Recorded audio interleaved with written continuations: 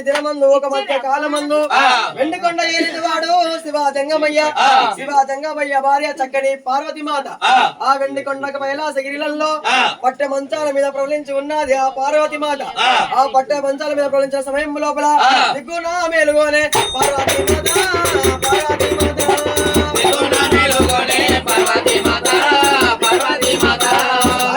వెండికొండ కైలాసగిరిలలో చక్కని పార్వతి మాత పట్టె మంచాల మీద ప్రవలించిన సమయం లోపల దిక్కులో మేలుకోని పార్వతి మాత ఏమి ఆలోచన చేస్తున్నా అంటే ఓ నాదా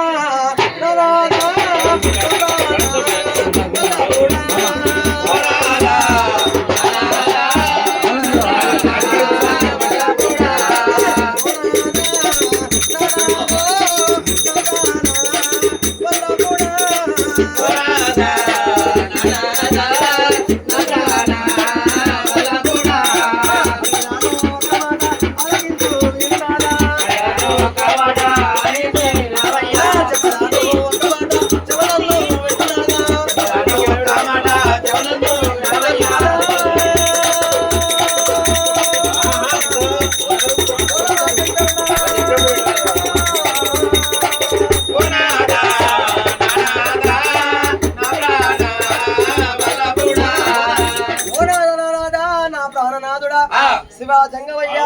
అడిగేదాని ఒక్క మాట ఆలకించి విరునాదా చెప్పేదాని ఒక్క మాట చెవులు అందుబెట్టున్నాడు అన్నటి వరకల్లా శివాజంగమయ్య అది ఏమి వార్తయో నాతో తెలుపవమ్మా బామా పార్వతి నాదా శివాజంగమయ్య మన బిడ్డ రేణుక ఎల్లమ్మ కడదరికి బాబాల మన ఇంటిలోనే ఉన్నది ఇడరి ఆబాల ఇంటిలోనే ఉన్నది వైసకి ఆబాల గర్భంలో ఉన్నది ఆడపిల్ల పెరిగి పెద్దదైతే తల్లికి భయమంటారు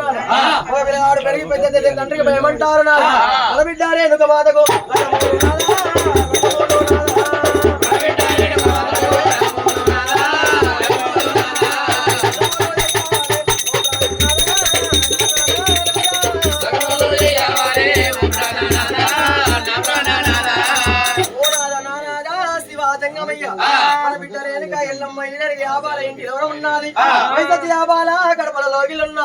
మన బిడ్డ రేణుక ఎల్లమ్మకు కళ్యాణం అయ్యాలి అన్నటి వరకల్లా శివాజంగమయ్య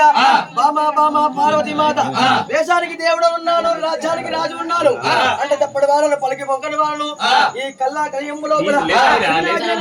చీమైన ఉంటున్నారు అలాగనే మన బిడ్డ రేణుక ఎల్లమ్మ కళ్యాణం చేయకపోతే అపవాదాలు వస్తాయని చెప్పి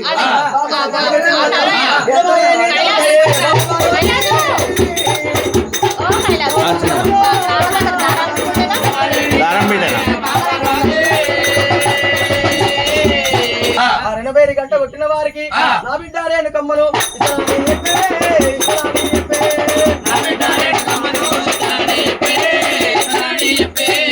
శివాజంగమయ్య వెండికొండ కైలాసగిరిలలో గరస్తంభం నాటించినాడు గరస్తంభానికి గొంబంత రణపేరు గంట నట్టినాడు